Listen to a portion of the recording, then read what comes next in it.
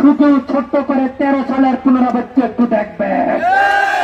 আমাদের অধিকার নিয়ে কেউ যদি ষড়যন্ত্রের জন্য আসে, বুয়েট ডুয়েট চুয়েট মানব না, তার বাইরে চামড়া থাকবে না।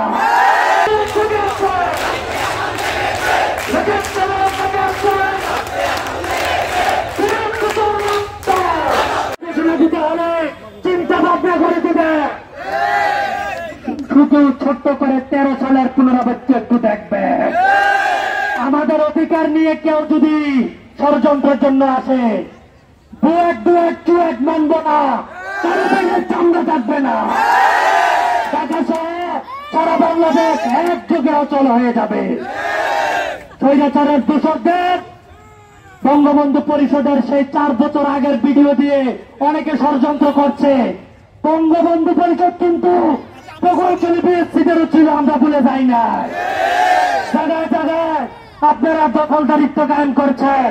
আমি বলতে চাই, ডিপ্লোমা ইঞ্জিনিয়ার সারা বাংলাদেশে একযোগে যদি একদিন বলে আমরা কর্মবিরতি করব, সারা বাংলাদেশ অচল হয়ে যাবে। আপনারা না আসলে ফাইল সিগনেচার করে ঘুষ না গেলে দেশ অচল হবে না। রোডের পর ব্যাগ না দিলে দেশ অচল হবে না। এত দুর্ভাগ্য, পদ্মা সেতু সহ যে কোনো মেট্রো রেল আপনারা জানেন তারা নাকি অনেক মেধাবী, অথচ বাংলাদেশের 4টা মেগা প্রকল্পের একটাতেও বাংলাদেশের কোন ইঞ্জিনিয়ারের নাম নেই। অথচ এগুলো বাস্তবায়ন করতে রক্ত গাম লেখা আছে ডিপ্লোমা ইঞ্জিনিয়ারদের। 24 আন্দোলনে 11 জন ডিপ্লোমা ইঞ্জিনিয়ার শহীদ হয়েছে। আপনারা তখন কোথায় ছিলেন? সুশীলতাদের গাইয়েন না। আমরা রক্ত দিতে জানি, আমরা জীবন দিতে জানি। আমরা যেমন রোবট বানাতে জানি, দেশ করতে জানি, আমাদের অস্তিত্ব নিয়ে কেউ লড়াইয়ে, আমাদের অস্তিত্ব নিয়ে কেউ বাধা দিলে আমরা এর উপযুক্ত জবাব দিতেও জানি। আমরা পরবর্তী কর্মসূচি ঘোষণা করছি। আজকের সেই আমরা ফলাফল পর্যন্ত অপেক্ষা করব। না হয় রাত্রের মধ্যে ঢাকা চট্টগ্রাম মহাসড়ক আমরা আমাদের লাইফ লাইন বন্ধ হয়ে গেলে আমরা কোন লাইফ লাইনের কথা চিন্তা করব? সেনাবাহিনী, আপনি লিস্ট নিয়ে আছেন, আপনার কয়টা লাশ দরকার? ডিসি সাহেব, সরোয়ার সাহেব, আপনাকে বলতে চাই, আপনি আমাদেরকে ম্যানেজ করার চেষ্টা করেন না। আপনি বলেন কয়টা লাশ দরকার, আমরা সহ আপনাকে লাশ উপহার দিয়ে আসবো। তবু আমাদের দশম নিয়ে যদি কেউ তাল বাহানা করে আমরা ছেড়ে দিব না। সংক্ষিপ্ত সময়ে কথা বলার জন্য অনুরোধ করছি আমাদের ক্যাম্পাসের ইমন ভাইকে।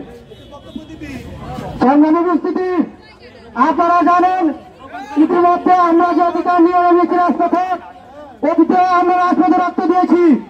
সেনাবাহিনীকে উদ্দেশ্য করে বলতে চাই, আপনারা জানেন যে প্রথম স্টুডেন্ট আন্দোলনে আপনারা যে ন্যাক্কারজনক হামলা করেছেন আমাদের ভাই বোনদের উপরে, আমরা কিন্তু ভুলি নাই।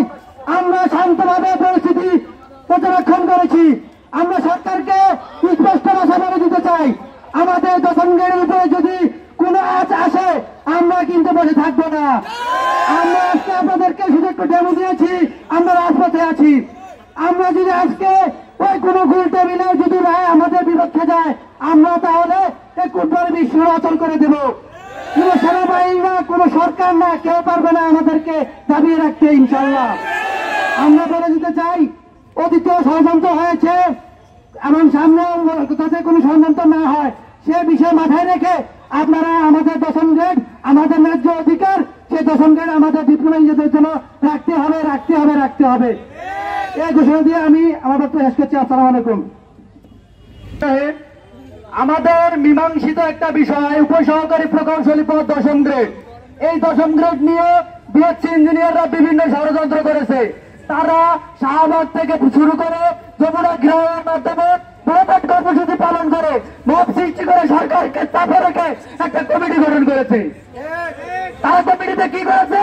তাদের বিএসসি ইঞ্জিনিয়ারদের তাদের এক পক্ষে কমিটিতে সদস্য রেখেছে, তার মাধ্যমে কোন মীমাংসা আসবে না। আমি বলতে চাই, তাদের এই অমীমাংসিত বিষয়ে যদি কোনোভাবে আমাদের ডিপ্লোমা ইঞ্জিনিয়ারদের বিরুদ্ধে কোন মীমাংসা আসে, আমরা এটা মেনে নেব না। আমাদের দশম গ্রেড তাদের 3 দফার যদি 1 দফা বাস্তবায়ন হয়, আজকে আমাদের রাস্তা খুলে গেছে কালকে আমরা বিচ্ছেদ প্রয়োগ করব। আমি বলতে চাই, আপনারা যে কমিটি করেছেন, আজকের মিটিং এর মাধ্যমে যদি কোনোভাবে ডিপ্লোমা ইঞ্জিনিয়ারদের বিরুদ্ধে কোন রায় আসে, আজকে আমরা ক্যাম্পাসের সামনে অবস্থান করেছি, ব্লকে পালন করেছি, এবং কালকে যদি কোনোভাবে আমাদের বিরুদ্ধে কোন রায় আসে, আমরা বিশ্বরোধ ব্লকের কর্মসূচি করব। সকলকে বিশ্বরোধ ব্লকের কর্মসূচি পালনের আহ্বান জানিয়ে আমি আমার কথা শেষ করছি। ধন্যবাদ। আমরা আরো ষড়যন্ত্র দেখতে পাই, আমাদের ক্যাম্পাস থেকে অনেক মামু খালুরা তাদেরকে সুস্থুরি দিচ্ছে, অনেক ভ্যাকারি থেকে আমাদেরকে সুস্থুরি দিচ্ছে। আপনারাও সাবধান হয়ে যান। আমাদের যদি 10ম গ্রেড নিয়ে কোনো তাল বাহানা হয়, আপনারাও শান্তিতে থাকতে পারবেন না। সুতরাং আমি সকলের প্রতি বিপ্লবী আহ্বান রেখে আগামীর কর্মসূচিতে আমরা কোন জনদুর্ভোগ চাই না, জনদুর্ভোগ চাই না। কিন্তু কেউ যদি আমাদের অস্তিত্ব নিয়ে লড়াই করে, আমরা আমাদের সর্বশ্রেষ্ঠ দিয়ে দাঁড়িয়ে থাকবো ইনশাআল্লাহ। আমরা, আপনারা জানেন, জনদুর্ভোগ যাতে না হয়, এজন্য আমরা আমাদের কর্মসূচি এখানে সংক্ষিপ্ত করেছি এবং আমরা অপেক্ষা করব। আমরা অপেক্ষা করব, যদি অন্যায় কোনো দাবি আসে, আমাদের ধৈর্যের বাঁধ ভেঙে গেলে আমরা কারো কথা কিন্তু শুনবো না। সুতরাং সবাইকে আমরা ক্যাম্পাসে ফিরে যাবার আহ্বান জানিয়ে পরবর্তী কর্মসূচি আমরা কিভাবে কর্মসূচি করবে, আমাদের ডিসিশন বলে দিবে আমাদের কর্মসূচি কি হবে।